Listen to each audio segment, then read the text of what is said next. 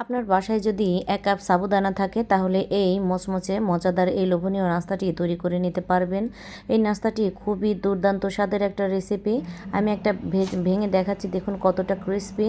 এটা শব্দ শুনে বুঝতে পারছেন। আসসালামু আলাইকুম, তানিয়াস রেসিপিতে সবাইকে স্বাগতম। চলুন রেসিপি দেখে নেই। এখানে আমি ১ কাপ সাবুদানা ১৫ থেকে ২০ মিনিট ভিজিয়ে রেখেছিলাম। মোজারেলা চিজ নিয়েছি, গ্রেট করে রাখা আলু নিয়েছি ১ কাপ, ৪টা মরিচ কুচি নিয়েছি ও ২টা পেঁয়াজ কুচি নিয়েছি, হাফ চামচ করে হলুদ গুঁড়া, মরিচ গুঁড়া ও একটা নুডলস মশলা দিয়ে দিয়েছি ১ চামচ লবণ ও ১ চামচ গোলমরিচ গুঁড়া। এখন সবগুলো উপকরণ একত্রে হাতে ডলে মেখে নেব।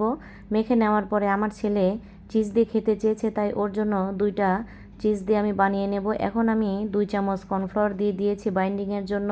ডোটা একটু স্টিকি হয়, তাই হাত ধুয়ে হাতে তেল মেখে সুন্দর করে তৈরি করে নেব। এখানে আমি আমার ছেলের জন্য ২টা এভাবে চিজ স্লাইস বা মোজারেলা চিজ দিয়ে তৈরি করে নেব। আর আমি বাদবাকিগুলো এমনি তৈরি করেছি, আমার এমনি খেতে ভালো লাগে। এটা কিন্তু ডুবো তেলে ভাজতে হবে, আর সবগুলো একত্রে তৈরি করে ভাজতে যাবেন না।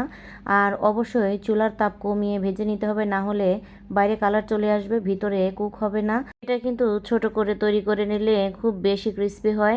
আমার কাছে তো ছোটোগুলোই খেতে বেশি ভালো লাগে। আর এমন সুন্দর একটা রেসিপি যদি আপনার পরিবারের কাছে তুলে ধরেন তাহলে তো তারা প্রশংসায় পঞ্চমুখ হয়ে যাবে। আর আপনার বাচ্চা তো বাইরের খাবারের কথা ভুলেই যাবে।